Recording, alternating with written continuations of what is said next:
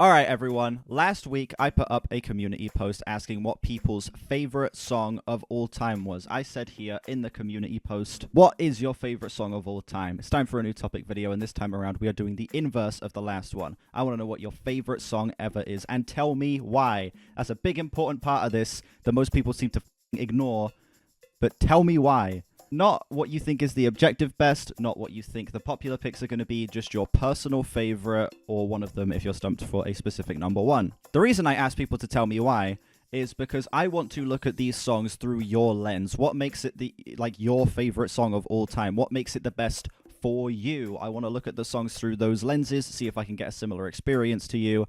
But most people just either ignored the one song rule, or just said a song and didn't give me anything why. So I'm not going to have much to work with on some of these comments, because I have scrolled through a handful of them. And I'm going to be honest, you people have picked some fire picks that I'm already familiar with, and some I'm not familiar with that I'm excited to get into.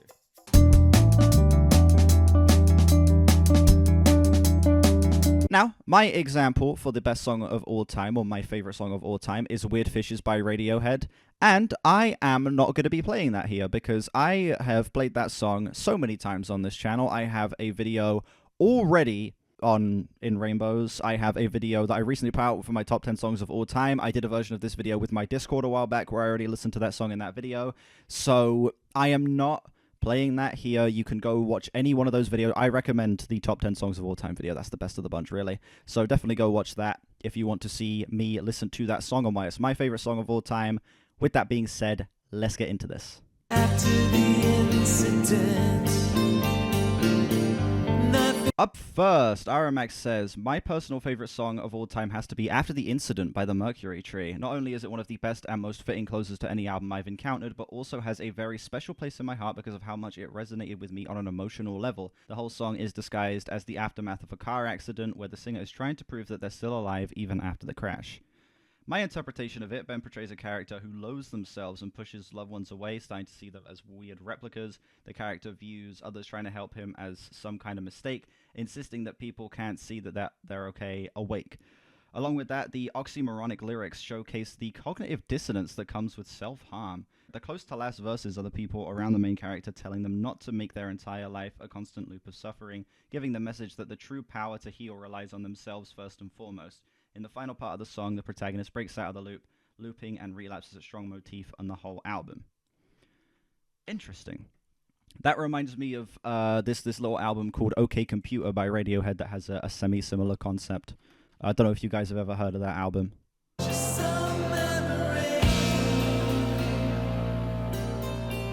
Is that a harpsichord? No, that is a microtonal guitar. Now, of course, the Mercury Tree are a microtonal progressive rock band. This is probably going to be the smallest artist on this entire list, so I'm surprised that this is the top comment on this thing.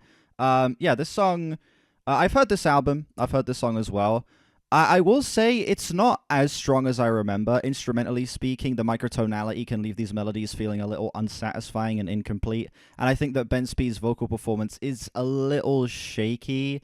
But yeah, besides that, this song does sound pretty pleasant. The production's fantastic. I think that all of the other elements surrounding the odd microtonality of this track does sound pretty nice as well.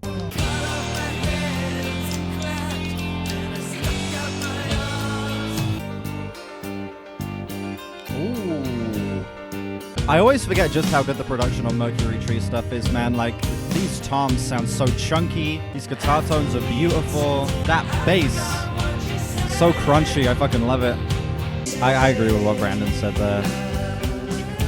Not necessarily that I'm on the fence. I think that the opening moments of this track are a little rocky, and it's gotten progressively better as it's gone along. As this song has gotten heavier, as this song has brought in different sections, and we have kind of starting to see all of the cards be dealt throughout this track. I think it's done a great job at being very expansive, at showing, again, just how talented this band are at songwriting, at structuring a track in terms of performances. This production is fucking stunning for a band as small as the Mercury Tree are. Yeah, this song, it definitely did start a little rocky, but honestly, from like the minute and a half point onwards, I have to say this has been pretty fucking fantastic.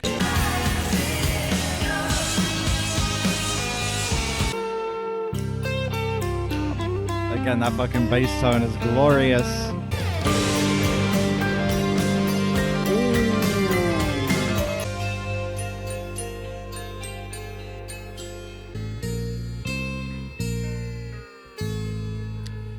This outro's a little awkward. Not the craziest on the closing moments of that track, but I have to say, for the most part, that was a effectively epic prog experience. Song is wild. I love, just like you mentioned, kind of that denial and that desperation to know you're awake and to know that you're sane after this crazy event. Coming through in spades, and just how heavy this track gets, and just how dissonant this instrumental gets, and just how gut-wrenching a lot of these lines and the vocal delivery is on this track. There's something about it that feels like this guy has completely lost his mind. Like, he is so very desperate to be proven right, so very desperate to be proven that he is still mentally intact, that he falls deeper and deeper into this rabbit hole as this song just kind of spirals into a pit, it feels like. So many incredible highs that track reaches. Musically speaking, as a microtonal track, it definitely doesn't start the best, but honestly, as it progresses and it gets heavier, as more elements are brought in, like some minor string elements, like the piano towards the end, some very subtle synth work that I noticed going on, hard panned like left and right in the very background of the mix, that like kind of add to this very spacey, surrealistic environment that the track builds here. I love this. This song is about as good as I remember, and I'd give it like a high 8. And yes, incredibly impressive that a band of the Mercury Tree's size, they are not a very big band at all. How many listeners do they have on Tidal? Only 10 listeners on Tidal. You guys can't see it, but it says 10 listeners there on Tidal. And not too many on Spotify either. Like, such an incredibly talented band, putting out some of the most fun and interesting microtonal prog music that I've heard.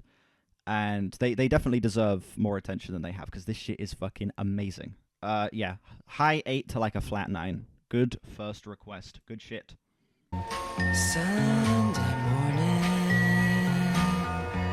Sunday Morning by the Velvet Underground. Honestly, the song was way ahead of its time, as the whole album was. There's just something so dreamy and raw about the production, along with Lou Reed's iconic vocal performance. I have, of course, heard this song as well as this album. I want to do a re-listen to this album for a reaction soon, because it's been a very long time since I've heard this. But yes, this song is, in fact, fucking incredible. Good song, but Femme Fatale is better, IMO. I mean, you could pick, like, any song off of this album from what I remember, dude.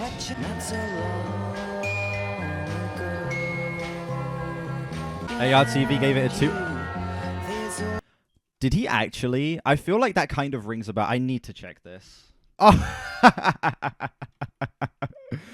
Oh, 25. Oh, wait, hold on. You guys can't see it. Look at this. I legitimately dislike this. What does that say about me? Fucking based. Ooh. Yeah, this song's fucking amazing. This one's an easy 10. I mean, one of the greatest album openers of all time, in my opinion. I mean, it's been so long since I've remembered this album. I don't remember much about it, but this song has such sticking power. It has such a powerful presence as not only an album opener, but just as an iconic piece of 60s music on the whole. Just a genuinely, truly beautiful and colorful way to open an album that is as forward-thinking and as ahead of its time as this, that is as beautiful and well-produced as this, as well-written as this as well. Yeah, an incredible introduction to not only this album, but to the Velvet Underground in general, because this is, of course, the first song on their debut. Good shit. Excellent pick. Absolutely excellent pick. Even if ARTV doesn't agree.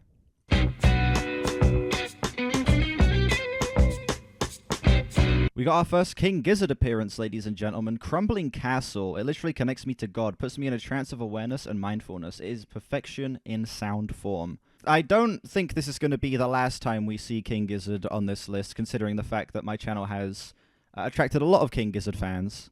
I'm assuming we will be seeing more from this band as this progresses. This is, of course, the opener on Polygon Dwanaland. It's a 10-minute track. I'm not going to play all of it, but I will, of course, listen to a bit of this because this song is amazing.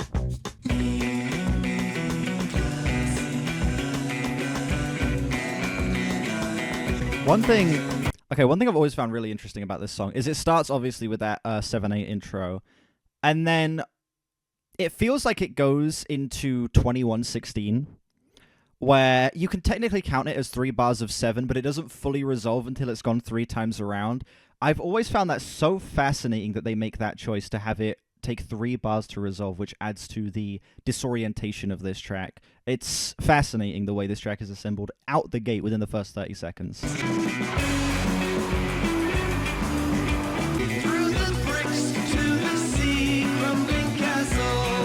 Now it's gone into like 20 or 5 bars of 4 until it resolves. Again, just such interesting structuring.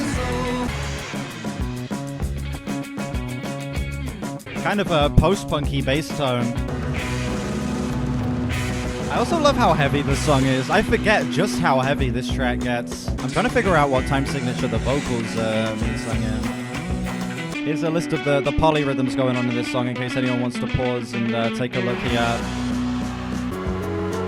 Nice subtle flutes, adding a nice like Eastern spin to the song. It's beautiful. Okay, I'm gonna cut it there, about the halfway point. I'm not gonna listen to the full song, so you've got another 5.5 minutes of this track to go beyond this point. But yes, if you have not heard this song and this entire album, this is a personal favorite in the King Gizzard discography for me. Crumbling Castle, one of my favorite album openers of theirs in general. This song is a high 9 to a 10 for me, somewhere in that range. I think I probably gave this a 10 when I first heard it, listening to the album, which you should go check out that video. I have a video on this and every King Gizzard album, and you know, all of those videos are pretty fun, so definitely check those out. But yeah, this song is fantastic. I think that the structuring of this track with all of the polyrhythms that kind of feel like they're matching the album cover here, if I can get it so I can actually like display on the scene here. Like you have this world that doesn't fully add up. You have all of these weird blended textures where nothing looks like it's from the same angle, nothing looks like it's even part of the same image. It truly feels disorienting, and that's the exact imagery that the polyrhythms on this track create, where nothing is adding up. The vocals will be in like this weird triplet super spaced out thing going on. The drums will be playing 7/8 while everything else feels like it's in 21/16. Like this song will be actively morphing in real time around you, and it leaves you with that same disoriented feeling that you get looking at the album cover. And I think that's fucking amazing. Some of the best structuring in a progressive rock song that I have heard. And on top of that, the entire concept of this song introducing you to a world where just like this, nothing adds up, nothing feels stable or sane. It's just absolutely beautiful. And yes, the album is completely free. One of the first public domain albums, if I'm not mistaken, right? Yeah, this album is fucking incredible. This song's fucking incredible. High 9 to a 10. My second favorite of the suggestions so far, behind Sunday Morning by the Velvet Underground. So fucking good.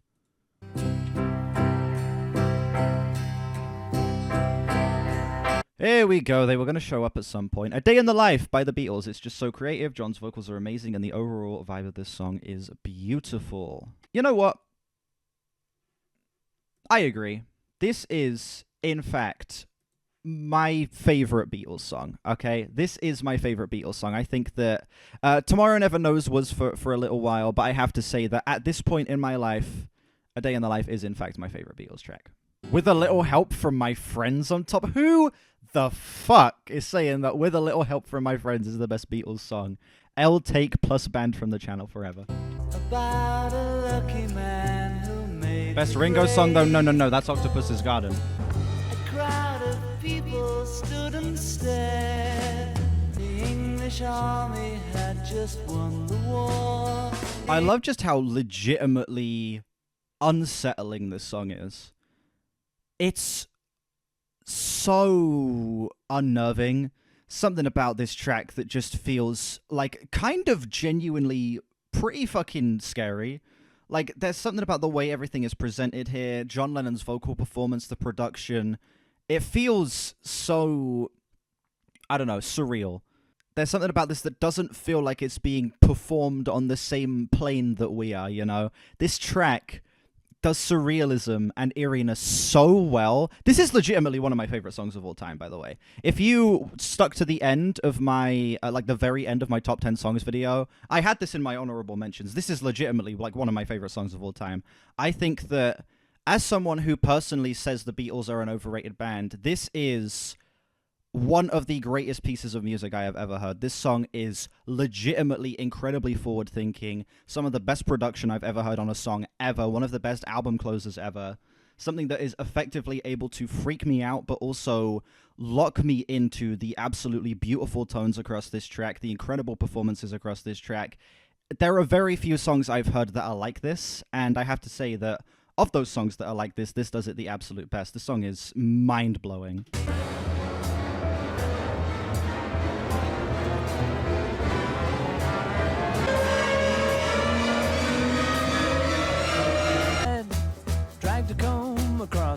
Goofy R. Paul ruins the song. Fuck off, Paul. No. Incorrect opinion. Permaban on Jared, please. Incorrect opinion. I noticed I was late. I think that this switch into this over-the-top pop song is so fucking genius. Genuinely genius. It's so fucking weird. Like, that we go from this, trippy, surrealist, creepy, out there track about this guy killing himself in a car, and after the English had just won some war, and then we have this very eerie, ominous string build-up that leads into this sugary pop track. It's so fucking weird. I read the news today, oh boy. They had to count them all. Like, think about, like, just how odd that imagery is. Just the idea of 4,000 holes suddenly appearing. They're small, but they had to count them all. Such a simple idea that it's genuinely so unnerving and gets under my skin. It's so good.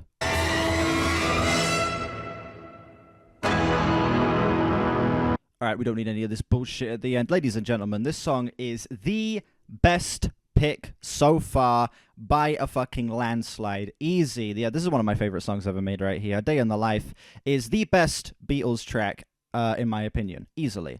This song is creepy. It's so unsettling. It's trippy as all hell. One of the Beatles' most legitimately psychedelic and trippy songs, in my opinion. The way Paul McCartney comes in halfway through this track playing this sugary pop song with those very simple piano stabs, it switches into like something that would just be seen as like any standard Beatles track, and then like the curtain is slowly unveiled as still being in this nightmare. It's such great sonic storytelling. It's such great lyricism. It has some of the best imagery I've ever heard on any song. Some of like genuinely incredible Beatles performances. Some of the best Beatles performances in general from like Ringo and Paul McCartney with the piano as well. I absolutely fucking adore this song. Across the board, this is easily my favorite Beatles track, outshining Tomorrow Never Knows by quite a while. I do not know why I ever thought Tomorrow Never Knows was better than this song. This is way better. Yeah, incredible shit. So good.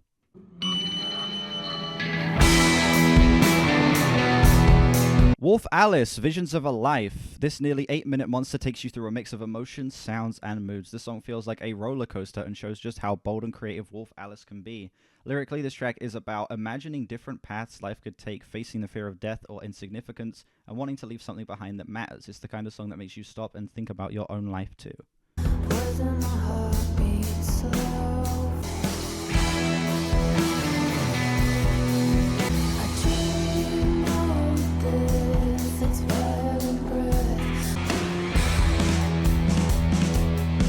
Okay. I have to say, this is starting off as like a pretty solid alt-rock track. Nothing that's blown me away so far, but it is nice. Ooh.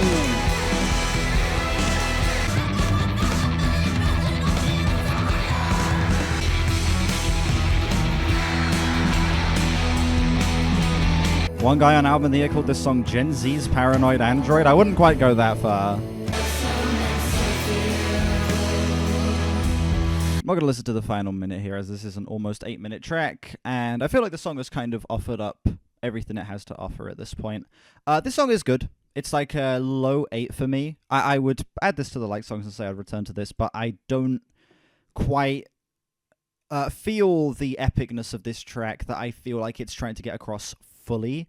I feel like this song definitely is incredibly cliche. It is doing a lot of stuff that, you know, alt-rock tracks like this, especially from the 2020s. Is it from the 2020s? When did this come out?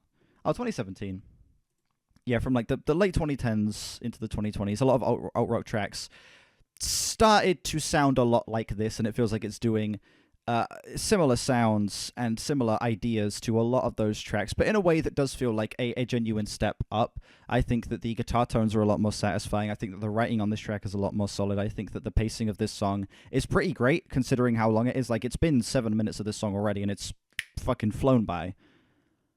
I do just think that this track lacks a little bit of originality and could definitely... I could see this blending into the background with a lot of other stuff that comes across like this. Yeah, low 8. It's a great track, undeniably, but I don't know how much I'd say that this is a greatest song of all time contender for me. It's good shit. I could definitely see why you would have it as your favorite, but as someone who can get a little bit tired of these cliches from time to time, this track definitely didn't blow me away or anything. I keep looking for a place to fit in. I just wasn't made for these times by the Beach Boys, as I have a very deep personal connection with that song right now, and I think about myself and my life. They say I got brains, but they ain't doing me no good. This is the first ever emo album.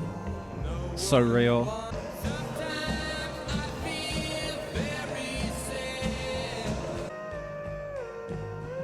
Like, it's just so delightful. Such a reflective instrumental.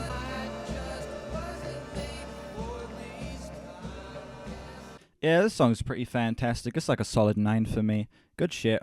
Beautiful, beautiful track. Such a delightful instrumental that feels so reflective, kind of weighing the positives and the negatives of the lyrics being expressed in this track, of needing to adjust to these times and realizing that maybe these times just aren't for you.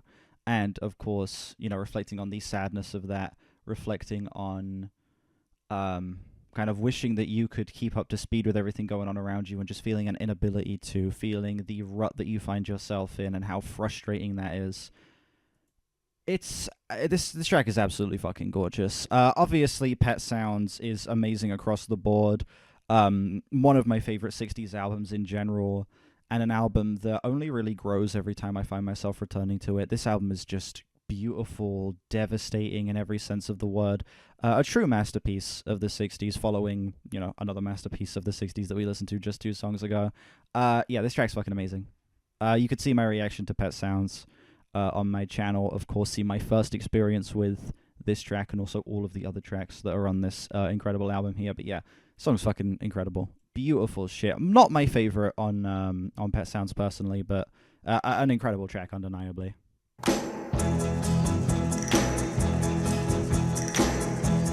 It was my top song of this year on my Spotify Wrapped, so I'm going to go with Be My Baby by the Ronettes. No matter how many times I hear it, it's just as amazing as the first time. Ronnie Spector is by far my favorite female vocalist of all time. She is charming and charismatic. The Ronettes are not a band I would expect to see on here, but okay. Okay. I mean, this song is great.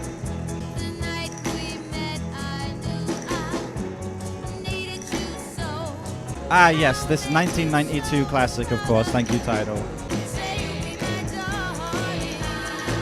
Just satisfying melodies across the board. Beautiful lead vocal performance. Love how anthemic this instrumental is as well, especially the switch into the string section here, dude. So good. Yeah, the song's fucking amazing. Honestly, this era of pop music isn't one that speaks to me personally, but I will say this is one of the standouts of that era for me personally, where this track is just filled to the brim with incredible emotional-ass vocal performances, particularly the lead vocals here from Ronnie Spector. I think that the melodies across this track are just stunning. Absolutely stunning, on top of this very whimsical instrumental with all of the strings, with how driving that drum beat is. And again, those backing vocals kind of adding a nice angelic presence to this track. Incredible shit, undeniably. 2 minutes and 40 of some classic pop perfection. Yeah, incredible track.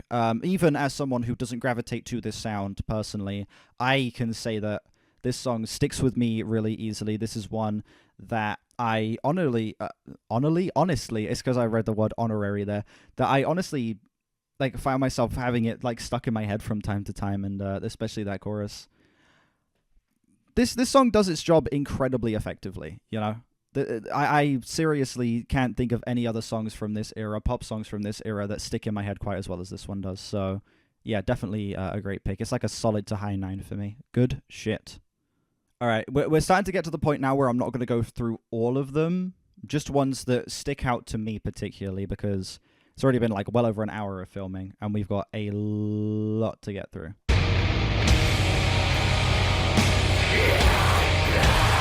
There's far too many for me to single out, so I'm going to go with one that wasn't the first to come to mind, but is definitely a contender. Feral Faun by Thou. Was fortunate enough to see this band perform front row at 1 a.m. in a sweltering, crowded bar, and it was a life-changing experience. Such an emotionally crushing band with heavy-hearted lyrics and instrumentals that feel as if they're beating you down, yet beauty can still glimmer through. Wasn't expecting to start with that description, neither was I. I was thinking it was going to be something way heavier.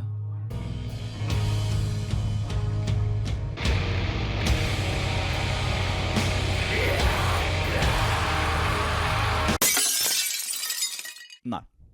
Mm-mm. Mm-mm. No. This is the last song that needs scream growl vocals like that. No. Immediately slaughtered the tone of this track. Immediately. This song, it does not at all require growled vocals, even with how heavy this section is. No, that absolutely like dismantled the incredible ominous tone of this track immediately. It's too forward. This song has really reveled in its mysticism so far, and I wish that explode. I honestly wish that not only were the vocals not growled, I wish they were a little more buried. Immediately, that just like ripped me right out of the song. Like, this instrumental is incredible though.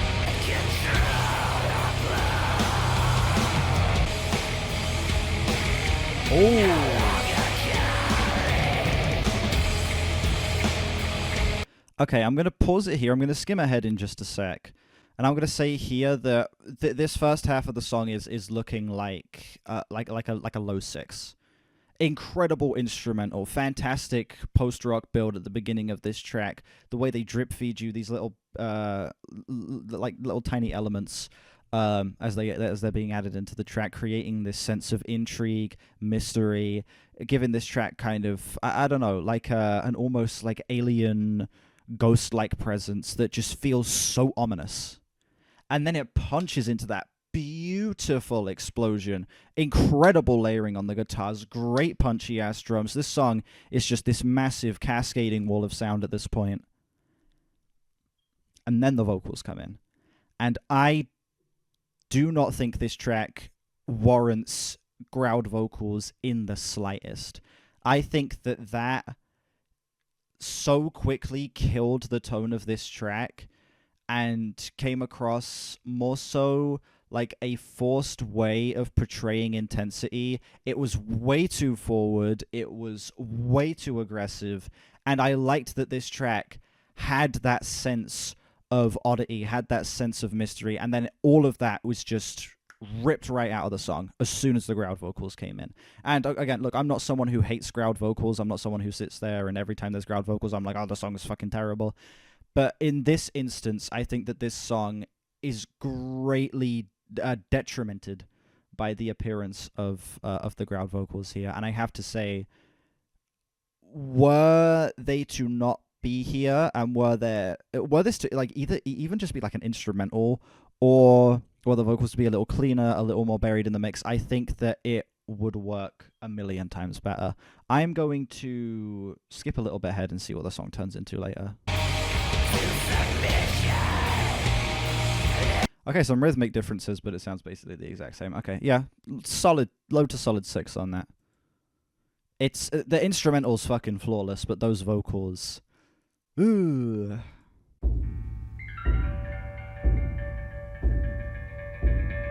The Land Before Timeland by King Gizzard. This is our second King Gizzard pick of the stream. I'm not going to listen to this one, but I will say that this is a pick that I can see, but I do not personally agree with. I much prefer Hypertension. Hypertension is my second favorite King Gizzard song behind Dragon. And this track, it is definitely an incredible song. It's like close to a 10 for me. This song is a great, adventurous, surprisingly like upbeat and quirky piece of progressive rock music that builds incredibly. That has some fantastic riffing, some great jamming, as to be expected from King Gizzard. I just think Hypertension does it a little bit better. This song is incredible as well, though. Definitely go check out my video on this one if you haven't, because yeah, Laminated Denim is one of my favorite King Gizzard albums. Incredible shit. Great ass album, and this song is good too, but I personally would have Hypertension as my pick. I am a magnet for broken. Hard to pick any one song, but my gut pick is Thick Skull by Paramore. I just enjoy the payoff. Honestly wish it was a longer song so we could build up more. Interesting to get some Paramore here. It's off of This Is Why. I've heard this album. I was not crazy on this album when I heard it, but I've been meaning to return to Paramore, which I'm probably I might do like a mini-series on the Paramore discography at some point next year, because I really want to go back through their stuff and try and gain more of an appreciation for their music. Only I know where all the bodies are buried over my head. Give it to me, give it to me, give it to me. Hit over the head. That was pretty fucking fantastic. Wow, that's way better than I remember. Holy shit. Yeah, this song is just explosive as hell. That build is absolutely amazing. I forget how good the production on this album is as well. It kind of has that raw post-punky approach, but is able to still feel legitimately massive. It's still able to feel legitimately epic and gargantuan in scope.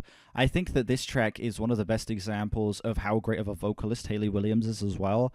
I think that her vocal performance across this track is beautiful as she soars above this song with those incredible belted notes, and the writing as well. I will say the writing maybe isn't the strongest aspect of this track. I feel like that could have maybe been a bit more fleshed out. I didn't find the writing of this to be particularly all that gripping, but still I found it to be decent and definitely not something that took away from the song at all. And maybe I'd appreciate it more re-listening to it in album context. As is, this is like a solid 8.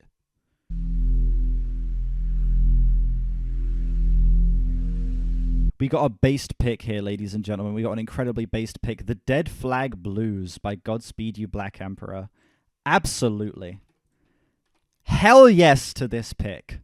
Hell yes to this fucking pick. This is, in fact, the best Godspeed You Black Emperor song. Godspeed aren't even on Tidal anymore. They removed all of their shit from streaming, so we need to go to YouTube. Didn't even put an explanation. No explanation needed. This is one of the best songs ever made. The car is on fire, and there's no driver at the wheel. It unfortunately is a Brad reference, yeah. I said, kiss me, you're beautiful. These are truly the last days. Yeah, I'm not going to play this entire track. That's the opening poem of the song. This song goes down some incredibly different, like, it has 4 phases here, as you can see. It's got the Dead Flag Blues, Slow Moving Trains, the Cowboy whatever, and then the outro. Absolutely a must-listen song. F.A. Infinity is a must-listen post-rock album, one of the best post-rock albums of all time, in my opinion. My personal favorite Godspeed album that I've heard. It's an incredibly esoteric listen. It's not apparent what this album is about. People can read it as it being politically based. People can read it as being something that is more about the end of society. My interpretation on the first listen was it felt like the end of the world through completely natural means and people's response to it. The buildings are falling down. The sky is literally on fire, and at the beginning of this song, these two people are forced to just look at each other one last time and accept it as they're about to die. It's harrowing. This album is a rough listen. It is not pleasant. It's not easy. It is like a truly like skin-crawling feeling that this album gives me that very few other albums can. I have found myself in tears, being freaked out and made incredibly uncomfortable by this song. And I mean that in only the best ways, because the way Godspeed arranged this instrumental around that incredible poem at the opening of the song is just so beautiful. is just so, again, harrowing and brutal in how realistic and grounded it is, before it, of course, goes into the incredible switch up and post-rock instrumental that takes up the final 2/3 of the track. FA Infinity is a must-listen album. That is a must-listen song. I'm not going to play that much of it. I'm going to leave it there with just the opening poem. But seriously, if you want to hear something that is a little darker, that is a little more grounded with your post-rock, definitely, I'd say, give FA Infinity and Skinny Fists a listen as well. I personally prefer FA Infinity, but Skinny Fists is an incredible album as well. Both of those are incredible picks. Good shit. I agree with this pick. That's like a strong contender for a personal favorite of mine for all time.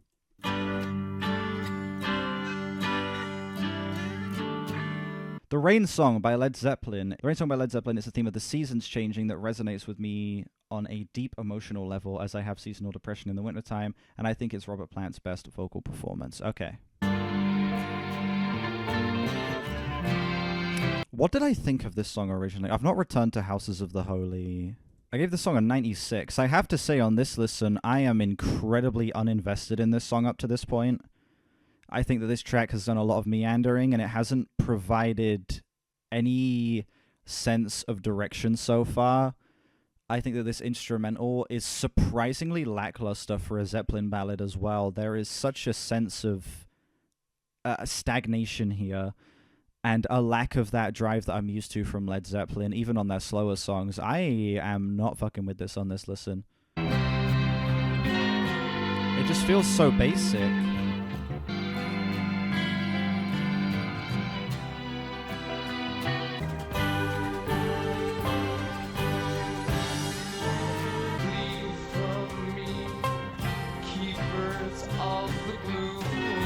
This drum build-up feels like a little bit too little too late. I did not feel this song on this listen.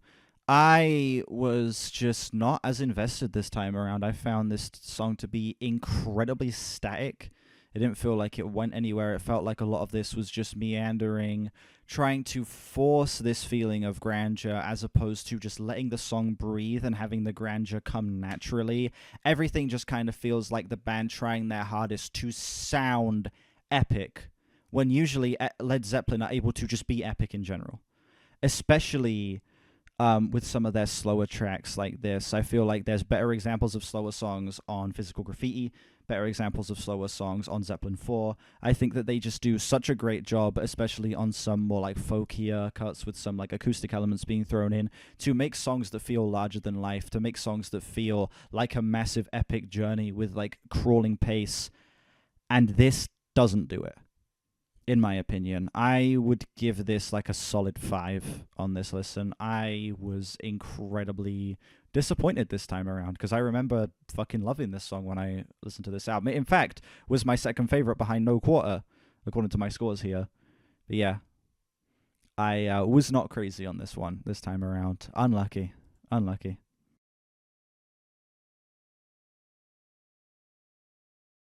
Octavarium by Dream Theater. This is one of the best prog metal songs ever created, and it's a lot of fun. You can hear that the guys who made it are big fans of prog and rock in general, to the point that they are referencing some of their influences on it. For 24 minutes, its flow is incredible. Okay, and some Dream Theater in here. I'm hoping to see some Tool. If we're getting Dream Theater, there better be Tool. Please listen at least 20 minutes? Fuck no.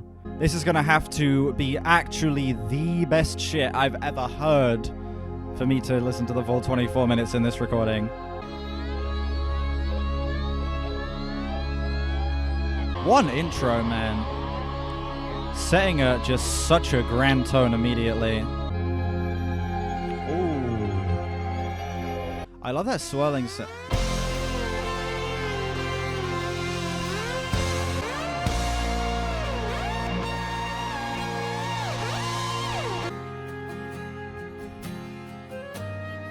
I will say for an extended intro, it's done a good job at holding my attention for 5 minutes.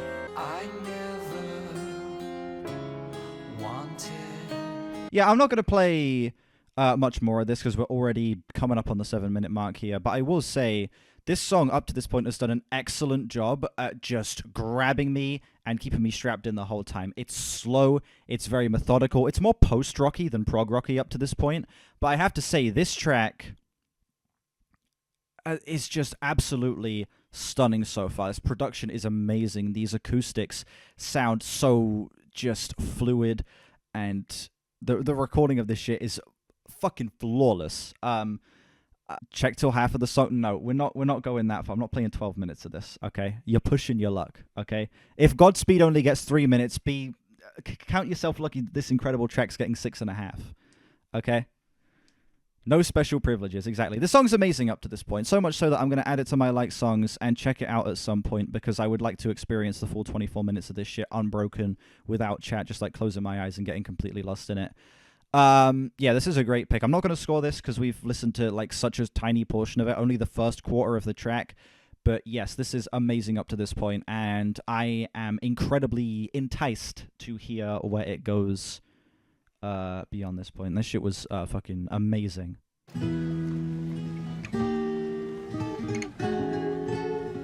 Ruin My Life by Quadeca. This song really helped me through some shit, and I just think the way it comments on youth, having to go against the familiar to objectively better yourself in the long run, and self-doubt, is just so beautifully wrote about. The music video is sensational as well, and where it places on Vanisher is just incredible in terms of the context of the album, just as he's setting out on this treacherous journey. Although he knows it may end in chaos, as it does, spoiler, it poses the question, that you may want to die young, doing what you love rather than live a long time, not taking that one risk, which you really should have, / have a lot of doubt about. Hive Mind Guy? Yes, we are listening to the Hive Mind Guy, who also just so happened to create a contender for my favorite album of the entire year. I also have a video on this album which you should check out.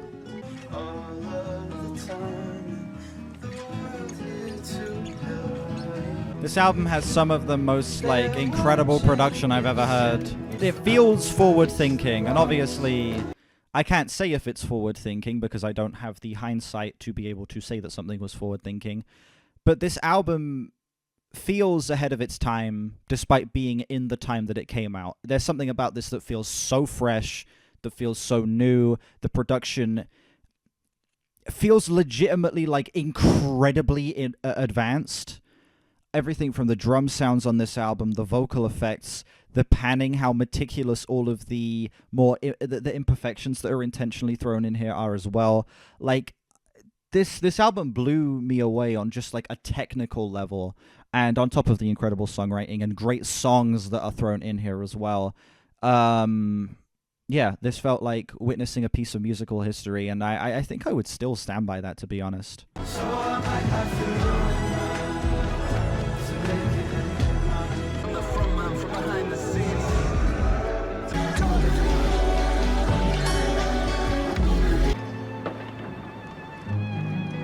Yeah, this song's fucking amazing. Yeah, easy 10. Easy 10. So good.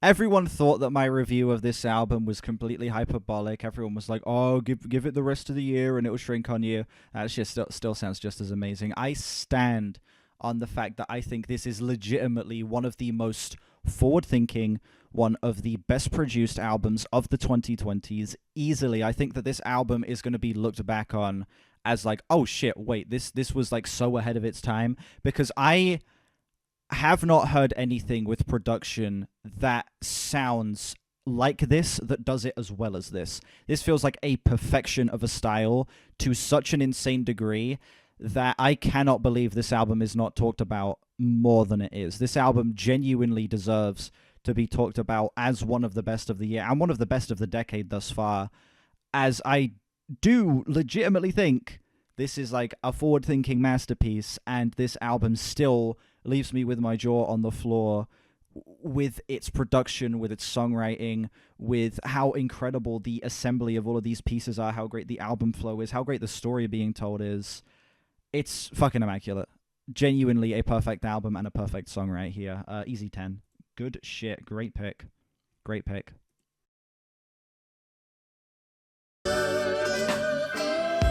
Adore by Prince. The lyrics are endearing and at times humorous. The arrangements and fullness of the song evoke strong emotion from me. I also appreciate it on a technical level, as aside from the brass instruments, Prince played all the instruments on this track, creating my personal favorite song. And some Prince on here. W.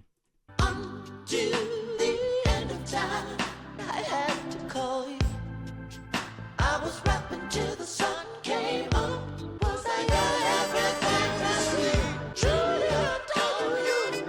incredibly simplistic instrumental that builds in such a satisfying way as well. Yeah, I'm not going to play this entire track because I've already heard this album, and this album will probably be turned into a video at some point as well.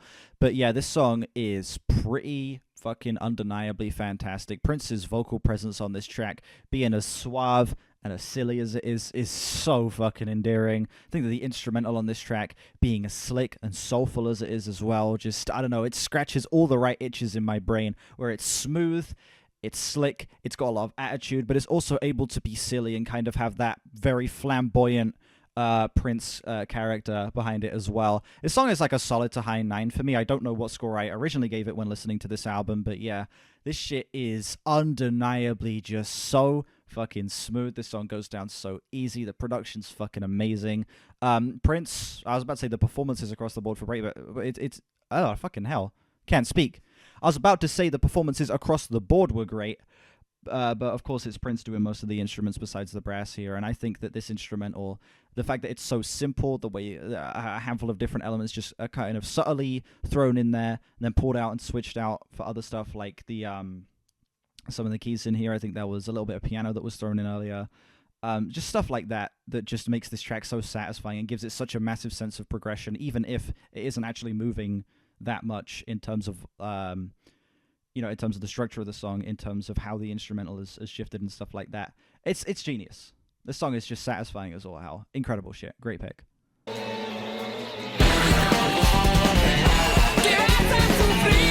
Cygnus, Vismund Cygnus by the Mars Volta. Absolutely mind-blowing every single time I listen to this. It's been a while since I've heard this song. I've, of course, heard a handful of Mars Volta albums. I've enjoyed all of them. Mars Volta, one of the most interesting progressive and math rock bands that I have heard. So yeah, I'm definitely open to hearing this track again.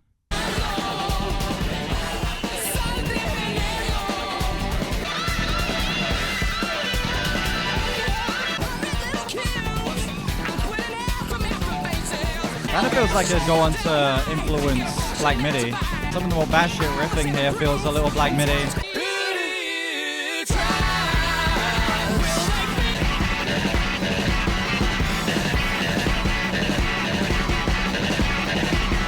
Oh my god. This is pretty peak. I kind of forgot how good this shit was. This song is fucking amazing. Such an immense, incredibly busy, chaotic math rock and prog rock track.